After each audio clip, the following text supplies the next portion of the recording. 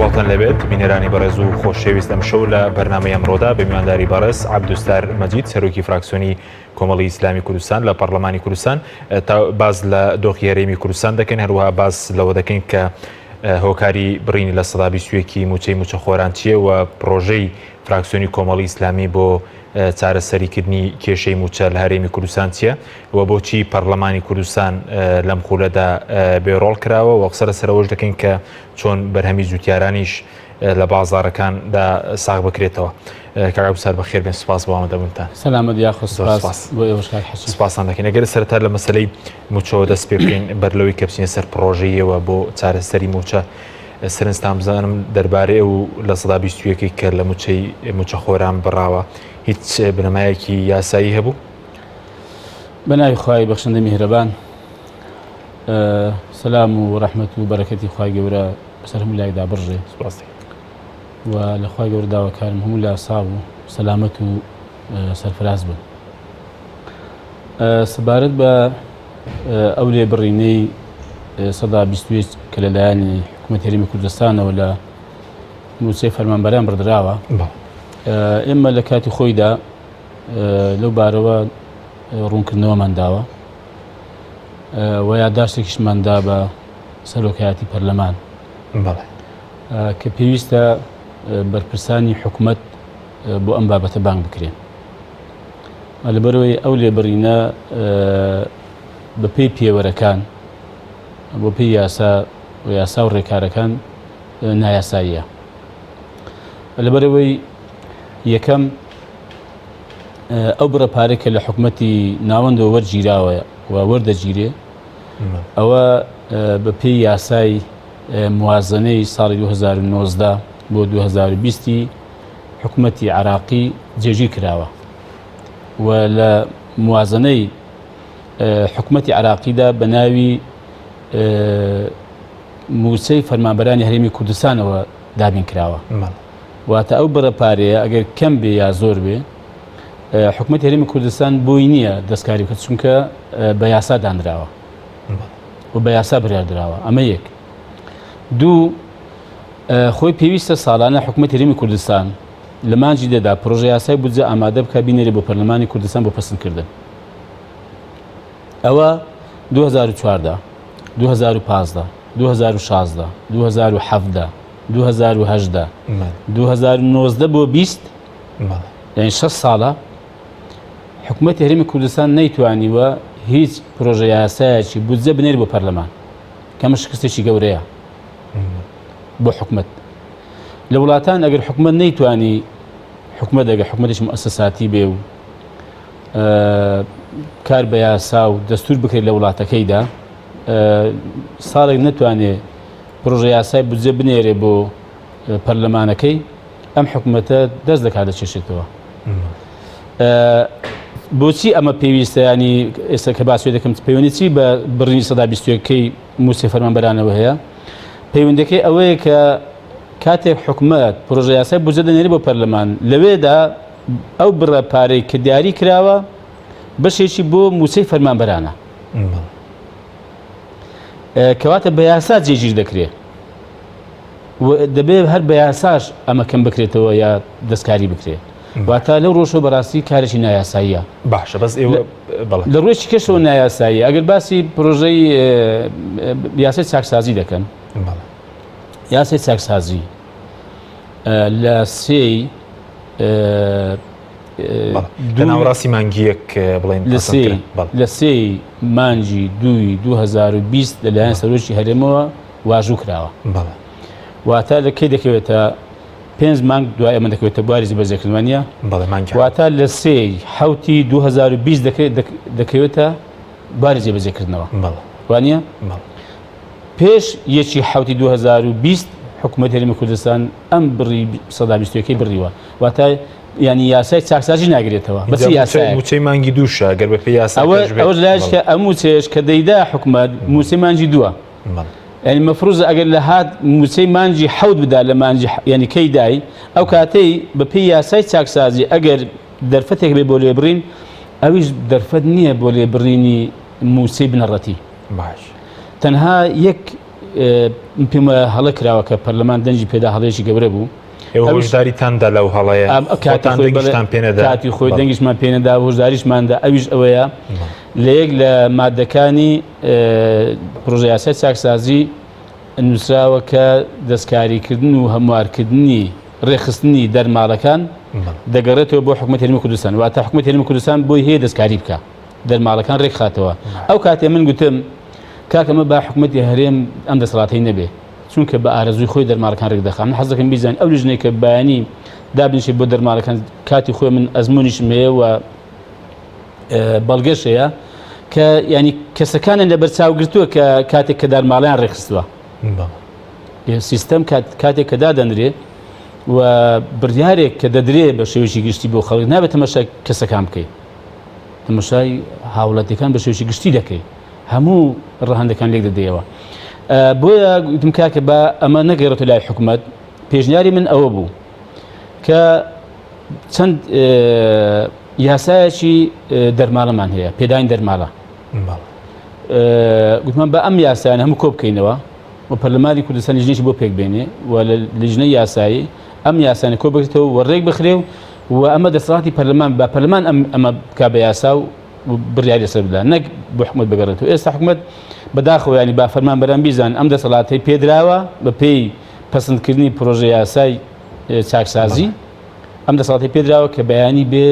دەستکاری دەرماڵی فەرمانبەران بکە کە 156 ئەو موچی خەڵک وەردی دەگرێت بە شێوەیەکی گشتی دەرماڵەیە موسە بنەڕەتەکە کەمتر لە دەرماڵەکە کاتی خۆی و هەوڵتاندا ئەوەی کە لە مادەی 5 دەڵێت دەرماڵەکان بە پێی یاسا بەرکەرەکان بە شێوەیەکی دادپەروان ڕێی بخرێتەوە ئەوەی لە مادەی 5 یاسای چاک هەوڵتاندا لا ببرێ بۆچی نەبرا ئێمە ڕێیمان وا بوو زۆری نە دیارە پەسەندی کرد ئێمە ڕێیمان وا بوو کە دەرماڵەکان لە دەسەڵاتی حکومەتی هەرێم نەبێ پەرلەمان بە پێی یاسا ڕێکی خاتەوە بەس مەترسی هەیە ینی ئەو مەترسیە بۆ مانگەکانی داهات و حکومەت ئەگەر بە شێوەیەکی نایاسایی لە 21 ببڕێ مانگەکانی داهات بەناوی دەرماڵەوە موچەی زیاتری موچە خۆران ببڕێ بەرە بەناوی دەرماڵەوە دەتوانێت بە پێی یاسای چاکسازی و بەرپرسیارەتیش دەکەوێتە ئەستۆی ئەوانە کە دەنجیان بەم یاسایەدا و ئەم مادەیان لەوێ جێگیر کرد باشە بەس وەکو بەدیل ئێوە پرۆژێکی بەدیلتان هەیە بۆ چارەسەری موچە خۆران ئێستا دەڵێن بڕینی لە 21 نایاساییە لەگەڵەوەدا نەبوون کە دەرماڵەکان پرسی دەرماڵەکان لە یاسای چاکسازیدا بێت و حکومەت دەستکراوی بۆ بڕینی دەرماڵە و کەمکردنەوەی موچە ئەی پرۆژەتان چییە؟ ینی چۆن دەکرێت دەست بۆ موچە خۆران نەبرێت و کەم نەکرێتەوە و چارەسەری کێشەی موچەش بکرێت خۆی کاک حەچیم پێشوی باسی پرۆژەی ئێمە خۆمان بکەین ئێمە بۆچی دەنگمان بە پرۆژە یاسای چاکسازی نەدا چەند هۆکارێکە بێشێنەوە ئێستاکە باس کرا هۆکارێکی کە ئەوە بوو ئێمە لەگەڵ ئەوە بووین کە خانەنشین لە هەرێمی کوردستان وەکوی عراقی لێ بکرێەوە لە 400,000 کەمتر نەبێ کە ئەمەیان نەکرد زۆرشمان هەوڵدا و هۆکارێکی کە ئەوە بوو کە ئێمە داوامان کرد پاشەکەوتی موسا کە بە بڕیار دراوە کاتی خۆی لە کابینی هەشتمی حکومەتی هەرێمی کوردستان ئەمە لە پرۆژەی یاسای چاکسازی جێگەی بکرێتەوە و حکومەت ئیزبار بکرێ کە پاشەکەوتی موسا بۆ فەرمانبەرانی بجێڕێتەوە بە میکانیزمێکی گونجاو بە تایبەتی و داوامان کرد بوو کە حساب بانکیان بۆ بکرێتەوە و ئەم حسابە ینی ئەو پاشەکەوتی موسەیە لە حساب بانقیەکەی هەر فەرمانبەرێک دیار بێ و ئەگەر مانگانە بڕێک کەمیش بێ حکومەت ئەم پاشەکەوتی موسیان بۆ بجێڕێتەوە تەمان ئەمەشیان نەکرد وتیان ئێمە دەکرد دوایی نازانم تعلیماتی بۆ دەرکەینی ئەوانە کۆمەڵێک مەبەستم ینی ئاوا شتی گرنگ بوون حقیقەتەن ئێمە لەبەر ئەوە کە دەنگمان پێ نەدا پرۆژەی ئێمە کا حەچیم ئێمە پێمان وایە داهاتی هەرێمی کوردستان بەشی موسیقی فەرمانبەران و بودجەی تشغیل وەزارەتەکانیش دەکات حکومەت هەرێمی کوردستان پێویستی بە نزیکەی 900 ملیار هەیە 900 ملیار دینار بۆ موسەخۆران بەگشتی لە هەرێمی کوردستان ئێمە پێمان وایە بە داهاتەکانی نەوت و وەزارەتەکانی داهاتەکانی ناوخۆ دەکات وەزارەتەکانی حکومەت هەرێمی کوردستان کە داهاتیان زۆرە هێندێکیان و بە داهاتی باز و گومرگ و ڕوسوماتی خاڵە سنووریەکان و بەو بڕەپارێش کە تا ئێستا عێراق ناردوێتی کە مانگ ینی لێ بڕیون لەبەرەوەی کە حکومت لەگەڵ حکومەتی ناوەڕێک نەکەوتووە نەیتوانیوە تا ئێستا ئەو بڕە نەوتەی کە پێشتر بڕیاری سەدرا بوو کە ڕادەسی عراقی بکان نەیکردووە تاوان 50,000 بەرمیل بووە. ئێمە پێمان وایە ئەم پارانە بەشی ئەگەر لە دەستێکی ئەمین بێ و کۆ بکرێتەوە بەشێکی ڕێکوپێک بە دادگەرانە دابەش بکرێ، ئەمە پێمان وایە کە بەشی موچە و بودجەی هەرێمی کوردستان دەکات. دەستێکی ناپاکەوەی ئێستا هەیە لە کۆکردنەوەی داهاتەکە. باشە خۆیان کاک حەشیم دام بە چەند خەڵکی خانەنشین یاسایی دادێنن، دان بە چەند خەڵکی بنیوار دادێنن. باش و ئایا ئەو پارێک کە دەدرێت بەم دام و دەستگایانەی حیزبی لە هەرێمی کوردستان لە هەردوو زۆنی سەوز و زەرد باش ئەو پارەی چییە؟ ئەو کەناڵێن ڕاگەیاندن ینی پارتی چەند کەناڵی ڕاگەاندنی هەیە، چەند کەناڵی ڕاگەاندنی هەیە کە تا ئێستا جێشێکیان لەبەر بێپارەیی بێموسەیی دانەخراوە، بودجە و موچەی خۆیان لە سەری مانجی خوان وەریان گرتووە. ئەم پارە زەبەلاحەشی وەردەگرن هیچ چییە؟ باش ئەو خاڵە سنوورانە کە هەیە باش ئەم پرسیار دەکەم ینی ئەوەتە خەڵک هەیە پەیوەندی پێوەکردن نەیەک و نەدوو زۆریش بەڕاستی ینی کامێریشان بۆ کردومەوە. گوتیانە کاکە وەرە ئێمە بە لۆریەک هێرکەمان هێناوە بۆ نمونە یەک دەفتەر و 15 وەرەقەمان گومرگ لێ سەندراوە بەبێ ئەوەی پسوولەی دانی ئەم ڕسوماتەمان پێ بدەن. داوامان کردو کاکە پسوولەی ینی دانی ئەم بازە پێمان بدەن باهات پێمان بۆ سەیتەرەکان بۆ شوێنێکی کە گوتیان کاکە پێویست ناکە ئەم سەدەها دەفتەر و 15 وەرەقە دەفتەرە بۆ ژیرفانی چییە؟ کەیس پسوولەیەکی ینی دانی ئەم بازە بکە بە خاوەن لۆرێکە نەدراوە. ئەم تانکەرانەی کە سەریان دەدوویەک ناوە لەم سنوور بۆ ئەم سوور دەڕۆن تەبان کە تەنها ئەو نەوتەی کە لە ڕێگەی بۆ ڕێوە دەڕوە کە عەدادی خۆی هەیە دیارەکە چەندە و بە چەند فرۆشراوە و ڕەنگە پارێکی بچێتە وەزای دارەکە و کاتێمە لە حکومەت هەرێم بووین حەزەکەم بیزانی ئەمە لە ئەنجومەنی وەزیرانی باسم کردن نەگە ئێستا بڵێن وڵای ئێستا قسە دەکاوە ئۆپۆزیسیۆنیان بەخوا و کاتێش تەبەن لەم پەیامەش قسەم کردووە و لە ئەنجومەنی وەزیرانی قسەم کردووە کە بە خودی سەرۆکی حکومەتیشم گوتووە لە ئەنجومەنی وەزیران گوتومە تەنها ئەوەی کە بەڕێز ئاشتی هەورامی دەیهێنێ لەوەی کە بە ڕێگەی بۆ ڕی دەڕوە فرۆشراوە بەچەند فرۆشراوە و تەسلیمی وەزارەتی دارایی کراوە ئەوی کە هیچ کەس نازانێت ئەم نەوتەی کە بۆ چێ دەڕوە بەچەند فرۆشراوە پارێکە دەچێتە ژیرفانی چییە؟ لە باشیش حواڵ تقریبا 350 ملیار دینار هاتوتەوە وەزارەتی دارایی هەرەوەندا ئاگادار بوون کە زۆر زیاتر بوو لەوە نەوت هەرێمی کوردستان زۆر زیاتر بووە بۆ پارەی کاتێککە نزیکەی $100 وەزاری وایە زیاتریش بووە. بۆی کاک حەشیم کە دەڵێ دەستی نائەمین بەڕاستی ئەمانە هەموو هۆکارن بۆ یەکەم پارەی بەش نەکا. باش ئەنی پارە بۆ حزب سەرف بکرێ و پارە بۆ بندیوار خەرج بکرێ و پارە بۆ خانەنشین نایاسایی خەرج بکرێ و پارە باج و گومرگ وەربژێ بەڵام نەچێتەوە خەزانەی حکومەت ینی تەنها بڕێکی بچێتەوە خەزانەی حکومەت یەکاکە پارە بەش ناکە. باشە بەس ئەو ئەزمونەی شوێنێکێ بەم شێوێ حکومەت قاسێ بەتاڵ بێ و حیزب گومرگی بۆ بڕا و پارەی بۆ بڕا بەڕێز لە وڵاتانی ترجیاوی لە دەرەوە سەردانی وڵاتانیش کردو ئەم جۆرە لە حکومڕانیە نەخێر نەکرد نییە لە وڵاتان کاک حەشیم ئەوەندە شەفافە ینی داهاتی ئەم وڵاتە ینی هاوڵاتی بۆ هەیە بیبینێ کە داهاتەکەی چەندە و هاوڵاتیەک بۆی هەیە نەکرد پەرلەمانتار و ئەوانە مؤسسەی تەشریعی و ڕقابی بیبینێ ینی هاوڵاتی بۆ هەیە بزانێت کە ئەم پارەی بۆچی خەرج دەکرێت. بڕۆ مەشهورە کە نەرویج نەوتی هەیە عەدادێکی لە ناوەڕاستی ئۆسلۆ داناوە پایتەختی نەرویج کە چەند نەوت بەڕێ دەکرێت بەچەند فرۆشراوە و پارەکەشی چەندی کردو و پارەکە دەچێتەوە شوێ ڕۆژانەش خەڵک دەتوانێت خڕدوانێت بخۆی تەماشا بکە وەک ئەو شریتی هەواڵی بەڕێستا کاکە ینی لە وڵاتان ئەمە نییە بەڕاستی لە وڵاتان ئەمە نییە ینی کاکەوەی ئەوەی ئێمە دەکەین بەخۆ حکومڕانی ئەوە ناکرێت نی حکومڕانی بەم شێواز و بەم تەماشاکردن بەم ینی شێوازەکە ئێستا هەرێمی کوردستان دەکرێت لە هیچ وڵاتێکی دنیا بوونی نییە ینی حکومەت نەتوانێت موسە بدا کاکە بۆ حکومەتێت و حەزەکەم بیزانین بڕاوکە لە هەر وڵاتێکی ینی حکومەت نەیتوانێت موسێ مانگەکەی بدا ئەم حکومەتە هەڵوەشاوەتەوە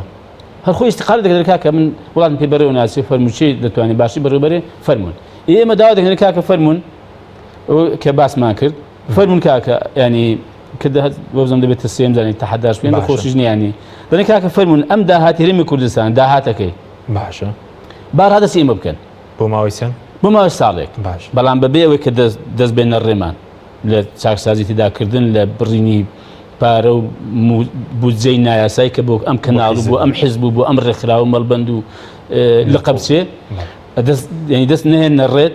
و ڕێگری لێ نەکەن و ئازاد بی مەسەن ئەو کاتەی ئێمەش ناڵێن بە هەر ئەمن و ئەتوتەبان با کاکە لیژنێکی باڵاشە بێ چاودێری بکە کە بزانین داخۆیمە ئەو داهاتێکە هەیە هەموو کۆ بکرێتەوە و بە شێوەیەکی دادگەرانە بەشە سێکتەرەکان دابش بکرێت ئەگەر داهاتی هەرێمی کوردستان بەشی موسە و بودجەی ئەم هەرێمی کوردستانی نەکرد ئەوەی کە تا ئێستا ئێمە گوتمانە دوور لە هەموو لایەک ناڕاست بووە گوتمانە کاکەمانە گەندەڵن ئەمانە وڵات ناتوان بەڕێوەبەرن ئەمانە و ئەوان گوتیانە کە بەشمان ناکە ڕاستیان کردووە ینی حکومەت زەمانە چیەوە بتوانن 28 ساڵە کێشەی موچە و خزمەتگوزاری و ئابوورینە بژاوتەوە دەتوان بە ساڵێک گەمە بکەن زمانەتێک چیە زمان دەزانین چیە کاک حەچیم چەند ساڵ دەبێ ئەمانە حکومڕانی دەکەن هەرێمی کوردستان پارتی وێچێتی ئەو تەمەنی حکومەت 28 ساڵی تێپەڕیوە بەرە 29 بەڵێ لە چواری حەوت 28 ساڵی تەواو کرد ئەنی ئەمە ئەنیەوە حکومڕانی بۆ کراوە کوا ژیانی خەڵک کوا ینی خزمەتکردنی خەڵک خزمەتگوزاریەکان خزمەتگوزاری ئاسایی و یاسایی کە هەر مرۆڤێک لە دنیا هەیەتی کوا باشە خۆ بە ساڵە دنیا خراپ نابێت ئەمن دەڵێن ئێمە خاوەنی قسەی خۆمانین بەرپرسیاری دەمین لەم قسەیە و خەڵکی با شاهد بێ با لیژنەیەکی 1000 کەسی کاکە با دروستکەن چاودێری مان بکە ینی بزانین داخۆ ئێمە دەتوانین بیکەینیان نایکەین یخۆ 29 ساڵە ینی من حەزم منە بڵم وڵا قیر رووسیا با بزانین داخۆ ساڵێکی چی دەبێت کە من دڵنیام خەمخۆری هەبێ کا حەچی من حەزەکەم بیزانی من لە خۆ قسە ناکەم ئەوەی کەم بەڕاستی لە دەسەڵاتداری هەرێمی کوردستان بینیمە بە چاو یعنی بەتایبەتی 4 ساڵ بە چاوی خۆم بینیمە بەکردەیی باشە ئەوەی کە دەسەڵاتی هەرێمی کوردستان دەسەڵاتدارانی هەرێمی کوردستان خەمی خەڵک وڵاتیان حەز دەکەم بیزانی خەمیان لێ خەم ینی مەگەر چۆن دەسۆزیان پێوە نابینی تەنها خەمەکان ئەوەیە کە بچنە پشت ئەم کورسی مێزە کاریان تەواو بوو خەڵک لە دەرەوەی ئەم ژوورەی ئەو خەڵک دەمرێ لە برستان خەڵک خۆی دەکوژێ خەڵک دێتە سەرجادا دەپارێتەوە دەکوڕزێتەوە بەس کە موسەکە لە کاتی خۆیدا پێ بدرێت خەمی نییە خەم کێشەی نییە ئێمە وڵات بەڕێوەبردن چۆن دەبێت کاکە پاشان کەوەی من بینیمە بەڕاستی هیچ مؤسسە و یاسایەکیش ناوان لەوانە پرسێتەوە ینی پەرلەمان دەستگای چاودێری و لێپرسینەوەی پەرلەمان توانێت ینی لێپرسینەوە و چاودێری حکومەت بکە ئاخر وەزیر سەرۆک حکومەت جێگری سەرۆک حکومەت چۆن ڕاست دەکرێتەوە و چاکسازی لە مؤسسەکانی دەکرێت وەختێک کە مؤسسەیەکی چاودێری بەهێز هەبێت کە چاودێریان بکە و لێپرسینەوەش نەگە بکە ئایا ئەم پەرلەمانی کوردستان توانێت ئێمە لەگە حکومەت بکە لەیس قۆناغێکیدا ئەمن دەپرسم لە ساڵی 1992 ئێمە پەرلەمانی کوردستانمان هەیە ئەوەی ئێستا خولی پێنجەمین پەرلەمانی کوردستانە تا ئێستا هیچ کەسی لەم هاوڵاتی بەڕێزانی هەرێمی کوردستان لە ساڵی 92 خزمەتیان هەیە تەمەنێکە منداڵ ئێستا گەورە بوو ماڵ منداڵی هەیە لە ساڵی 1992 تەبان ئەم پەرلەمانە تا ئێستا توانیوێتی بەرپرسێکی حکومی بانکە لە پەرلەمانی کوردستان لێ پرسێتەوە و محاسبەشی بکە و متمانەی لێوە بگرێتەوە و ڕەوانی دادگای پێ یەک ڕۆژ سزم بێ تواتەنجێ لێ بووە ئەوەی کە نەشی بینی بەجووی لێ بووە ئایم دەپرسم لەم هەرێمی کوردستانە کە بە گەندەڵستان مەشهورە ئایا بەرپرسێکی حکومینە بۆ گەندەڵی کرد بێ یا ساشکێنی کرد بێ مڵک و ماڵی خەڵکی بەلانی کەم بە فێرۆدا بێ گوێی پێ نەدا بێ نەبوو بەرپرسمان نەبوو ینی خەڵک بەناحەق کوژا بێ لە ژێر چەتری ئەو یا بە قسەی ئەو نەبووە لەم هەرێمی کوردستانە بەرپرسی حکومیش بوو بێ کوا محاسبە کاکە ئەم دوو بنەمە لە هەر حکومڕانێکدا نەبێ بەڕاستی حکومڕانی ناکرێ خەمی خەڵکن نەبێ و مؤسسەیەکی لێپرسینەوە و ڕقابیش نەبێ کە چاودێری بکە و لێپرسەکەی محاسبەی بکە پێشتر بەڕێز لە لێدوانێکە باس لەوەکەی کە دەسەڵاتدارانی هەرێم لە خراپەکاریدا ڕەش هەڵگەڕاون ئێستا بە تەواوەتی ڕەش هەڵگەڕاون چاوەڕێی چاکسازی و باشکردنی دۆخی خەڵکیشان لێ ناکرێت وڵای کاک حەچیم 29 ساڵە خەڵک لە معانەتدایە باش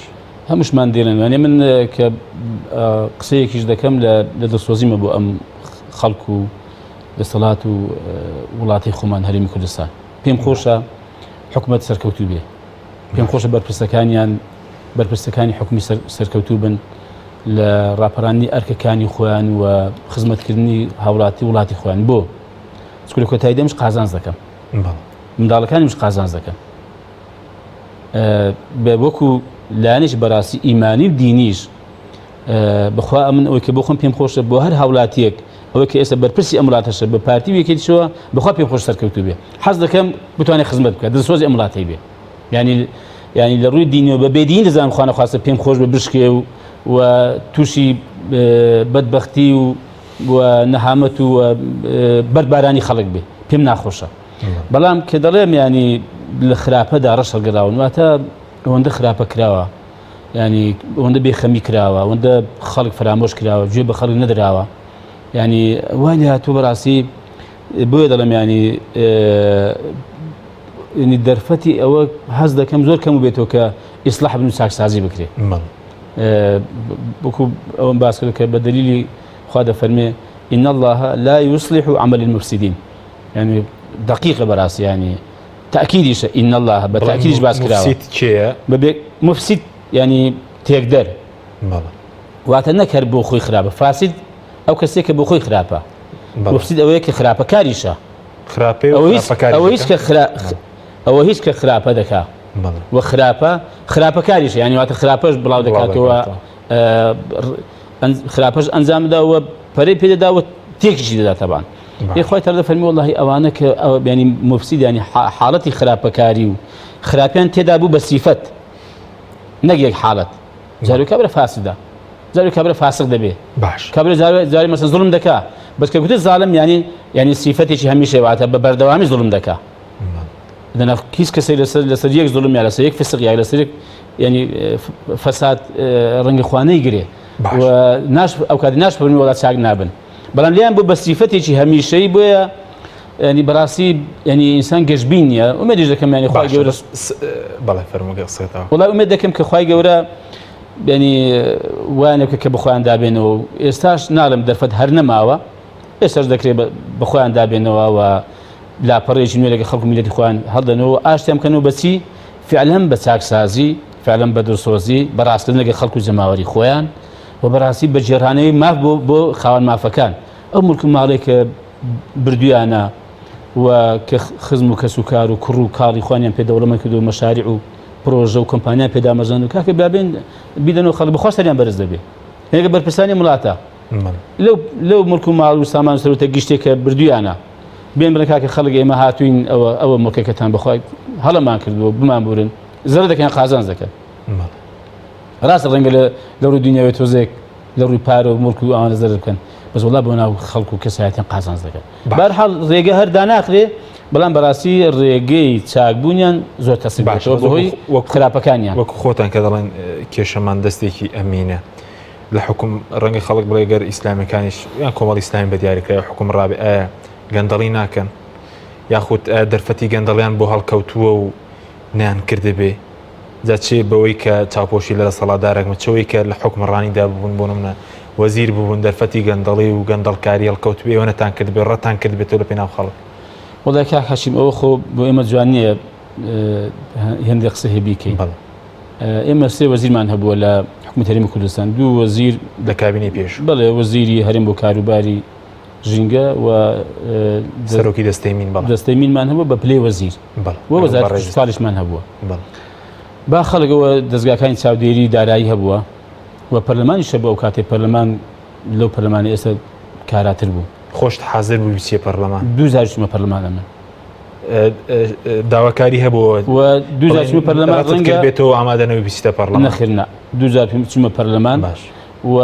يعني لوانه دزا زیاتری جو لیژنی کشتوکاری پەرلەمانی کوردستانی ئەو کاتما بووی کابینی هەشتم پێش و بڵێن خولی چوارەمی پەرلەمانی کوردستان چوومە بۆ لیژنی کشتوکاریش دانیشتوین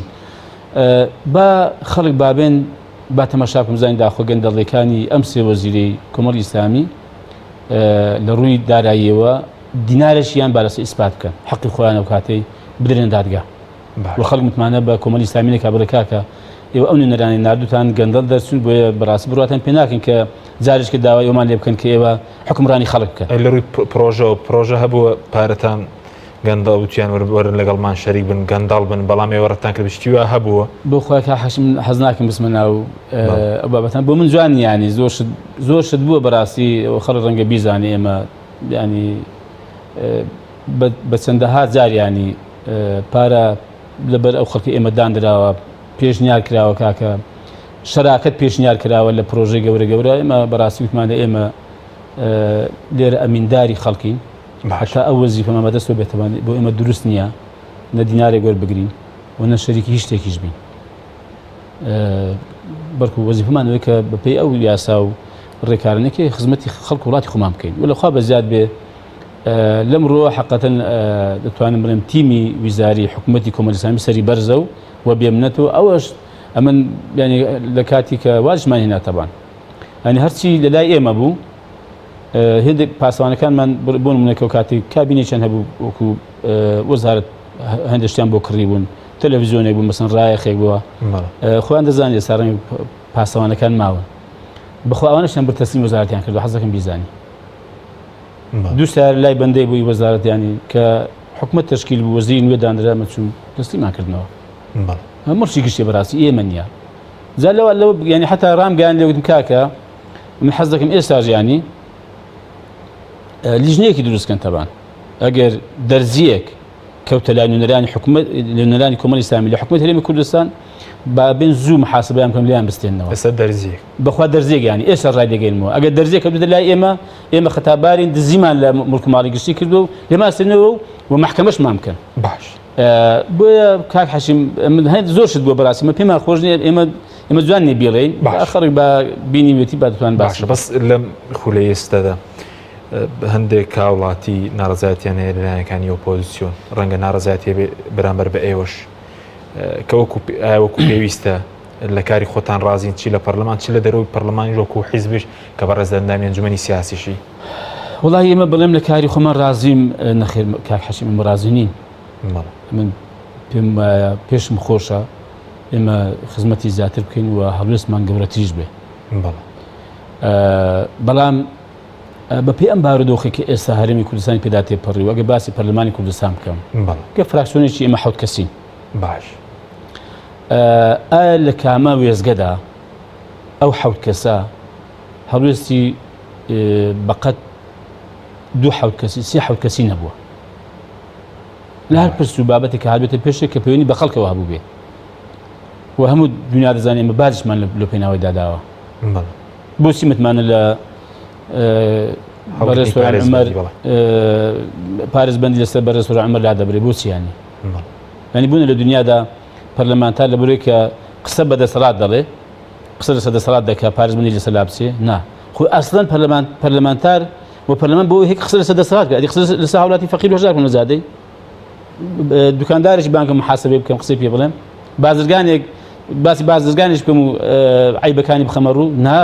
پەرلەمان بۆیە کە قسە لەسەر دەسەڵات بکە و عیبەکانی دەسەڵات بخاتە ڕوو بۆی کە خۆی چاکە و بە شێوەیەکی ڕاست دروست خزمەتی خەڵک بکە پابند بە یاسا و ڕێکارەکان ینی ئێمە بازمان داوە کاشم نەکردم بازی زیاتیشمان داوە بۆیە ئێمە کاری پەرلەمانیتان بەکارهێناوە بۆ نمونە لە یاداش نووسینە لە لێپرسینەوەی هەموو ڕێکارەکانی پەرلەمانتان بەکارهێناوە ینی یاخود کەم تەرخەمیتان کردووە لەو ڕێکارانەیە کە دەکرێت ژیانی خەڵکە لە ڕێوە باش بکرێت ئێمە پێم وانە لەمڕۆ کەم تەرخەمیمان کردوێ و ئەوە پەرلەمانی کوردستانیشێ و دەتوانرێت بە دوواداچوونیش بکرێت بۆ ئەم بابەتانە ئێمە لە یادداشت بێ خەڵک هاوڵاتی هاتووە هەمیشە دەرگامان کراوەتەوە لە پەرلەمان و لە نووسینەکانی ئێرە و شوێنەکانی کەوت لە ماڵەکانیشمان بڕوا بکە و لە ڕێگەی هێڵەکانی پەیوەندیکردنیشەوە بەگشتی دەرگامان کراوە بۆ هەر کەسێک داواکارێکی هەبوو هەر کۆمەڵە کەسێک هات بێ پێشوازیمان لێکردەوە داواکاریەکانیشمان گەیاندووە داکۆچیشمان کردووە هێندێک کاریش کراوە لە خۆناغەکانی ڕابردوو بۆ خەڵک و لە بابەتی گرنگ و گەورەدا بە تایبەتی ئەوەی کە باسی موسە دەکرێەوە کە باسی 27 ملیار قەرزی حکوومەت دەکرێت کە قەرزارە ئێمە قسەی خۆمانمان کردووە و وامان کردو کە بە حەقەت وەکو فراکسیۆنی کۆمەڵی ئیسلامی هەوڵمان داوە لەگەڵ لایەنەکانی کەی ئۆپۆزیسیۆن یادداشتیمان پێشکەش کردووە و هەڵوێستیشمان بووە سواڵشتان کردووە بۆ خەڵکی هەژار لە سەردەمی کۆرۆنا ئەوەش بەڕاستی بە پێی توانە کردوانە بەڵێ فراکسیۆنی کۆمەڵی ئیسلامی لە کاتی خۆیدا زیاتر لە 8,000 سەبەتی خۆراک بەسەر خەرچی فەقیر و هەژار دابەش کرا تەمان لە ڕێگەی خێرخوازان و کاتێ سوپاسماکن و خوا پاداشە میلایەکی داتەوە بێزگە لە هاوکاری داراییش بۆ خەڵکەش فەقیر و هەژار. سپاس دەکەم ناوبڕێکمانێ دوێ ناوبڕێک دەگەڕێم بۆ لای بەڕێست بەڵای بینەرانی بەڕێز ناوبڕێکی کورت و دەگەڕین وڵات. تاکە بریکاری تۆڕی میدیایی کۆمەڵ بۆ دروستکردن و بڵاوکردنەوەی ڕێکلام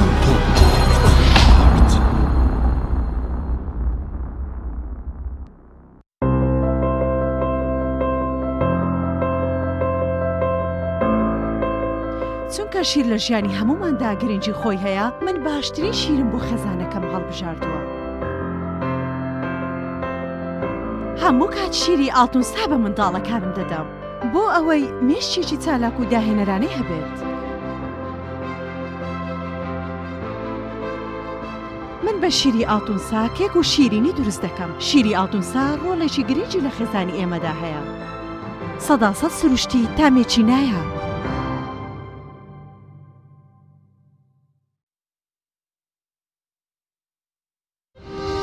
ساردخانەی چوارقورنا بۆ یەکەمین جار گەورەترین ساردخانە لە سەر ئاستی عێراق و پارێزگای سلێمانی لە دەشتی بە پیتی بتوێن کراوەیە.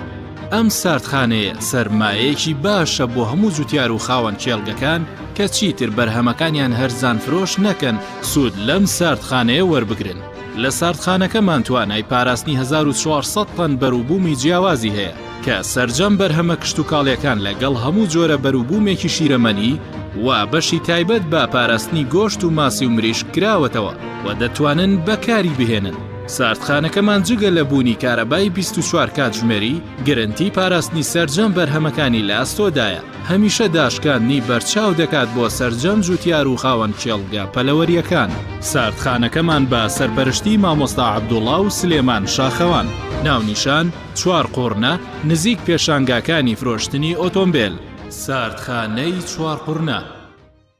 برنجێک بخۆن کە دڵنیابن لەسەر چاوەکەی چونکە تەندروستیتان لە هەموو شتێک گرنگترە. برنجی سروشتی شیمال باشترین جۆری برنج لە تەواوی دنیا، ئەویش بەهۆی ئەوەی لە خاکێکی بەپیت و جەوێکی شێدار و باراناوی شیمالی ئێراندا دەڕوێت. برنجێکی سروشتیە و هیچ مادەیەکی کیمیایی و حافزەی تێکەڵ نییە و هیچ زیانێکی بۆ سەلامەتی و تەندروستی و قەڵەوی نییە. بگرە زۆریش بەسوودە. پێکاتەوە ڤیتامینەکانی برنجی سروشتی شیمال پرۆتین، ئاو، ڤیتامین ئی، کالیسیۆم، ئاسن، مەگنیسیۆم، مەنگەنیز، پۆتاسیۆم، ڤیتامین B1، B2، B3، B5، B6 واتە ئەم برنجی کارگەکان نییە خاڵی بێت لە ڤیتامین، بەڵکو و چڵتوکە و خۆمان کڕی دەکەین. شێوازی لێنانی لەگەڵدایە. بۆ دەستکەوتنی برنجی سروشتی شیمال پەیوەندی بکەن بە 070 353 27 27 هەر کات تاقیتان کردەوە خۆتان بڵاوی دەکەنەوە.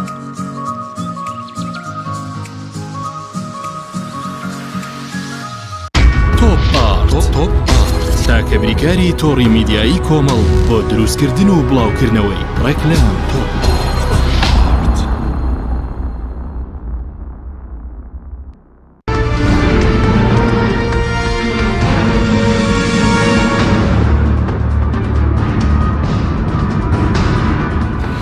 جارێکتر سڵاوتان لەبێت بینەرانی بەڕێز. کاک عەبدوسار سەبارەت بە ڕۆڵی پەرلەمان وەهازەکەن ئێستا پەرلەمانی کوردستان زۆر کۆتوبەند کراوە. ئەگەر کۆتوبەند کرابێ لەلایەن کێوە کۆتوبەند کراوە؟ پێم وایەوە دوو هۆکاری سەرەکی هەیە. هۆکاری یەکەمیان ئەو دوو حیزبەی دەسەڵاتدار لە هەرێمی کوردستان نانویستو کە پەرلەمانێکی کارا هەبێ. بۆچی نانویستووە؟ چونکە ئەرچی پەرلەمان دیارە بریتە لە چاودێریکردنی دەسەڵاتی جێبەجێکردن و لێپرسینەوە و محاسەبەکردنیشی. ئەم دوو حیزبە دەسەڵاتداری هەرێمی کوردستان ئایا پێیان خۆشە کە چاودێری بکرێن و محاسەبە بکرێن و گەندەڵیەکانیان دەرخرێ؟ بۆیە هەمیشە حەزیان کردو پەرلەمانێکی لاواز، پەرلەمانێکی بێڕۆڵ هەبێ. حەزیان نەکردو پەرلەمانێکی کارا هەبێ. خەڵکی دڵسۆز و وڵاتان هەمیشە حەزیان کردو کە پەرلەمانێکی کارا هەبێت چاودێریی تیژی دەسەڵاتی جێبەجێکردن بکات. بۆ ئەو کاتەی دەسەڵاتی جێبەجێکردن ناتوانێت لە یاساکان لابدا، ناتوانێت ئەو خزمەتە یاسایی و ئاسایانەی کە هەیە نەیکە و ناتوانێت پابەند نەبێت بە بەرنامەی کاری کابینەکەی. چ لێ پرسێتەوە؟ یانی ئێستا حکوومەتی ئێمە بەرنامەیەکی دوور و درێژی کاری کابینی نوێ خستە ڕوو ینی ساڵێکە چێ لێ پرسیوەتەوە کابزانین چەند ئەو بەرنامەی جێبەجێ کردووە بۆ ئەم دوو حیزبە ینی هۆکاری یەکەم ئەم دوو حیزبن کە نانویستووە پەرلەمانێکی کارا هەبێ لیان پرسێتەوە چاودێریان بکە هۆکاری دووەم ئەم پێم وایە ئێستا بۆ خودی پەرلەمان دەگەڕێتەوە بۆ سەرۆکایەتی پەرلەمان و بۆ فراکسیۆنەکانیش بۆ تاکتاکی پەرلەمانیش کە نونراتی خەڵک دەکەین ئێمە نەدەبوو بەڕاستی ئێمە بە دوای استراتیژیەت و بەرنامەی حزب بکەوین یا بەرپرسانی حزبی بکەوین لە بێڕۆڵکردن و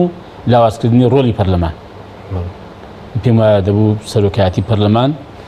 بە ڕۆڵی خۆی هەستێ بە ئەرکەکانی خۆی هەستێ کە پێم وایە سێ ئەرچی زۆر گرنگی هەیە گوێشی نەدا بە حکوومەت گوێ نەدا بە بەرپرسانی حزبی یەکێتی پارتی یەکەمیان چاودێریکردنە چاودێریکردنی دەسەڵاتی جێبەجێکردن بۆ ئەرچی پەرلەمانە چاودێری بکە بزانێن داخوا چەند بە پێی یاسا و بە پێی ئەو کارنامەی کە لە هۆڵی پەرلەمان خوێنراوەتەوە و پەسەند کراوە پابند بۆ جێبەجێ کردووە دوو ئەو تەمەن هەر حکوومەت بەگشتیوە وەزارەتەکانیش لە ڕێگەی لیژنەکانیش و لە ڕێگەی خودی پەرلەمانیش مؤسسەی پەرلەمانیش چونکە بەڕاستی ئەم چاودێریکردن و ئەم لێپرسینەوەی زۆر کاریگەری خۆیە من کاتی خۆی کە وەزیر بووم دوو جاچم بۆ هۆڵی پەرلەمان بەس بڕوا کە حەز دەکەم بیزانی ینی لەگەڵ ئەم ئەزمونە دوور درێژێکی هەمە و ینی لە هەشتا حوتەوە پێشمەرگەم و ئەو هەموو شەڕ و ناخۆشی و هەوراز شێوم بینیوە بەڵام ترسێکت هەرە بوو کە دەچی بۆ پەرلەمان 111 کەس دانیشت و پرسیار لێ بکا و ڕەخنە لێ بگرێ و ڕەنگەی وا هەبێ قسەی توندی کرد بێ و ناڕحەتە بەڕاستی ئاسان نییانی کە هەموو کەناڵەکان ڕاستەخۆ پەخشی بکاو ئینجا تۆرە گەندەڵیت هەبێ وەرە یاساشکێنیت هەبوو بێ وەرە ئیش ئەرکەکانی خۆ جێبەجێ نەکرد بێ پابەندی بە نیزامی وەزارەتەکەت قورسە بەڕاستی دووەم ئەرک بریتێ لە پەسەندکردنی بودجە کە یەکێکە لە ئەرکە گرنگەکانی پەرلەمان کە ئایا حکوومەت هیچ بڕ بودجێ نادەوە پەرلەمان تا پەسەندی بکە نەدەبوو ئەم پەرلەمانە کە ساڵانە دەبوو حکوومەت پرۆژە یاسای بودجێ بێنی بە پەرلەمان لێ پرسێتەوە بڕێکا کە کا پرۆژە یاسای بودجەت حتا ئەگەر دینارێکیش بێ ئەگەر ئەمە نەکا یعنی ئەگەر پەرلەمان ئەمە نەکا حکوومەت ئازاد دەبێت لەو پارێک کە دەستی بە ئارەزوی خۆی خەرجیکە چونکە هیچ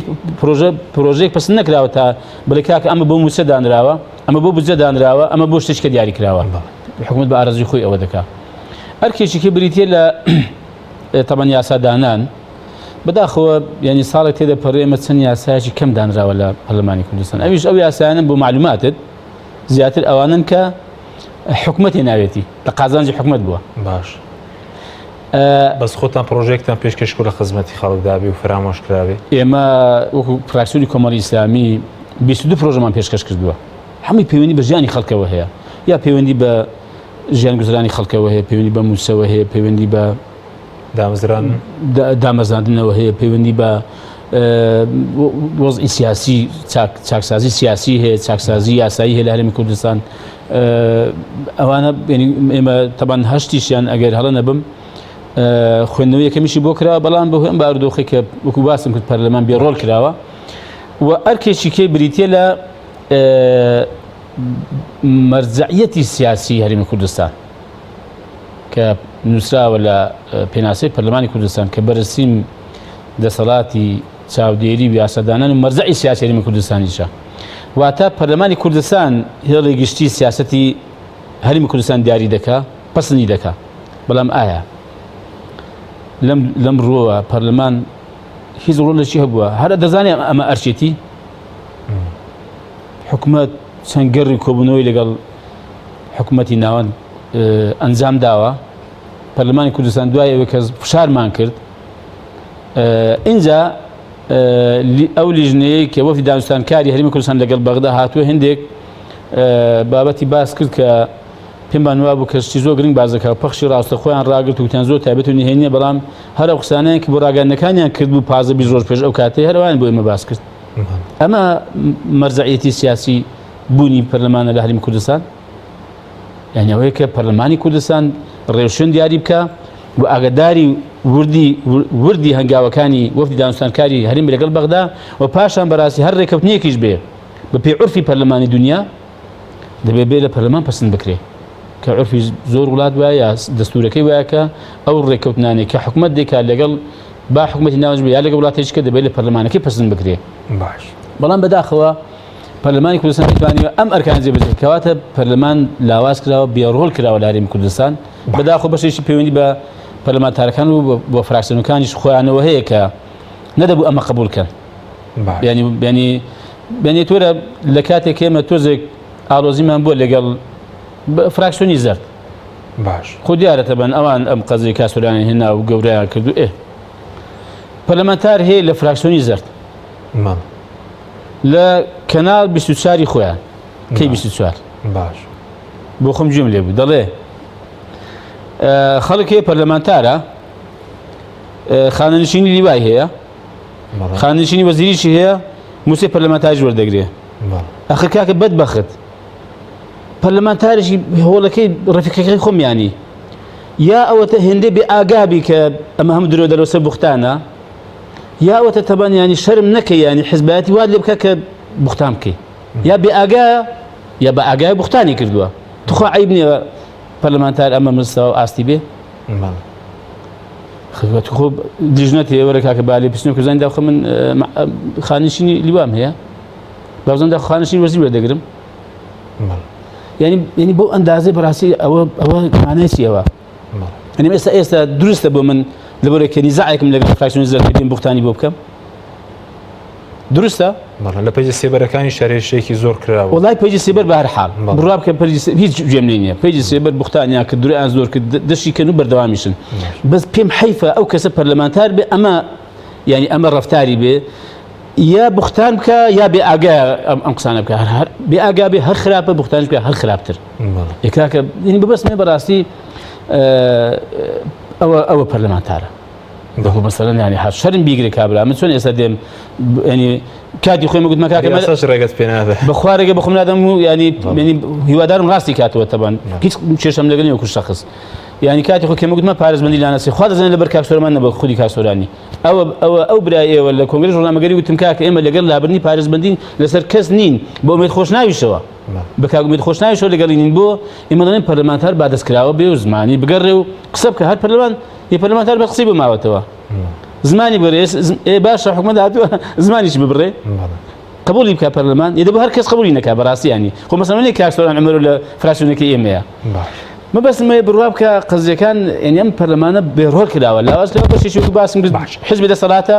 بەشێکی سەرۆکایەتەکەیەتی بەشێکی بەڕاستی پەرلەمانتارەکان ئەمە ئاستیانە وەکو بۆ دۆسێکی کاکسۆران هیچ چاوڵێک دراوە پارێزبەندەکەی بۆ بگەڕێتەوە دوای برارەکی سەرۆکی پەرلەمانیش وڵی ئاخر زانیاری هەروەک کە سەرۆکی پەرلەمان ئەو هەڵۆشاندنەوەی ئەم بڕیاری پەرلەمانی حوتی 5/2020 هەڵۆشاندوێتەوە بریاری داوە کە یاسایی نەبوو و ناروتی بۆ قای بەڵام وەزیری داد پێمە تا ئێستا ڕایگرتۆ نەینادەوە قای لەسەر کاتمە زۆر کام باز لەسەر مەسەلەی کێشەیە و ساغنەمونەی بەرهەم بە کورتی و بە پوختی پرۆژەیەوە چییە ئەگەر دەتوانن بە پرۆژێک ئەم کێشەیە چارەسەرکەن وەڵی کاگە حەچیم ئەوە خەمێکی گەورەیە من بەڕاستی لەبارە خۆم ینی ناڕحەتم وە خەفەت دەخۆم کە ئەو هەم بەرهەمە نایاب و باشەی زوتیارانی هەرێمی کوردستان خەسار دەبێ و تووشی زیانیش دەبن زوتیارێکی هەژاریانی ئەو هەموو ماندوون و زەحمەت و ئارەق و خەفەتەی هەیە کە دێ بەرهەمەکەشی ساغ نابێتەوە و تووشی زەرەیش دەبێت ئێمە بەم هۆکارەوە وەکو لیژنەی کشتتوکاڵی ئاودەری لە پەرلەمانی کوردستان کۆبوونەوەیەکمان کرد کۆمەڵێک ڕێکارمان داناوە کۆمەڵێک پێشنیارمان هەیە بۆ چاکردنی ئەم بارودۆخە کە بەردەوام نەبێت ینی جوتیاری ئێمە هەمیشە زەرەر نەکا و بۆ مەبەستە هەردوو وەزیر بەڕێزان وەزیری کشتتوکاڵ و ئاودێری سەرچاوەکانی ئاو لەگەڵ وەزیری بازرگانی پیشەسازیمان بان کردووە بۆ بەیانی سەعات 11 لە لیژنەی کشتتوکاڵی پەرلەمانی کوردستان بۆ گفتوگوکردن و تاوتێکردنی ئەوەی کە ئێمە وەکو لیژنەی کشتتوکاڵ ئێمە بەڕاستی پاڵپشت دەبین هاوکار دەبین بۆی کە زوتیارەکانمان چیتر زەرەر نەکەن ئەمە خۆی کا حەشیم لە هەموو وڵاتان کە بەرهەمی ناوخۆت زیاد بوو تەنها سێ ڕێگە هەیە بۆ ساختنی بەرهەمەکانت. یەکەمیان ئیستیهلاکی ناوخۆیە، واتە خەڵک هاوڵاتیان بیکڕن. ئەم لێرەشەوە دیسان داوا دەکەم کە هاوڵاتیانی ئێمە بەرهەمی ناوخۆی خۆمان بکڕن. بەرهەمی ناوخۆی خۆمان حەز دەکەم بیزانی پاکترە لە بەرهەمی دەرەوە، تەندروسترە، مادی حافزی پێوە نییە، تەندروسترە. نازم بەڕاستی بەرهەمی دەرەوە بەچی گەورە کراوە، بەچی پێگەێنراوە. ئێستا مادە هەیە حەز دەکەم بیزانی لە بۆ نمونە خۆخە، بۆ نمونە سێوە لێی دەدرێت کە کارکە، لێی دەدرێت ئەو مادەیە تەبەن بەماش کەم دەیگەێنێ و دێنە بازارەکە. ئەمە هەمووی خراپە، موادی چیمیاوین ئەوە تازت پێ بڵێ بەرهەمی لێرە بەکار نایە. مەبەستمەوەیە ینی بەرهەمی خۆمان تەندروستترە، تەمەن پاکترە، اینجا بەڕاستی بەتامترە تەبان اینجا کاکە و پارێ بۆ نەچێت دەجیرفانی هەژاری وزوتارێکی هەژاری خۆمان بۆ بچێت دەجیرفانی کۆمپانیا و بازرگانێکی زەبەلاحی وڵاتی دەرەوە تەبان. ئەمن بەڕاستی ترجیعیان دەکەم کە ئەمە ڕێگایەکە بۆ ساختنی بەرهەمەکانمان کە هاوڵاتیان ڕوو لە بەرهەمی خۆمان بکەن لە دەرەوە. پێم خۆش ئەمە بزانێت لە دەرەوە وڵاتان کاتێک کە بۆ نمونە لە ئەڵمانیا سێوی هەیە، بۆ نمونە ترێی هەیە، حەز دەکەم بیزانین کە نووساوە سێوی ئەڵمانی یا ترێی ئەڵمانی، هاوڵاتی کە ئەم سێ و ترێی ئەڵمانی خۆی ببینێ هەتا سێ و ترێی ئەڵمانەکەی خۆی هەبێ دەیکرێ بەڕاک بەلای ترێ و سێوی ئیتاڵی داناسێ یا ئیسپانی داناسێ.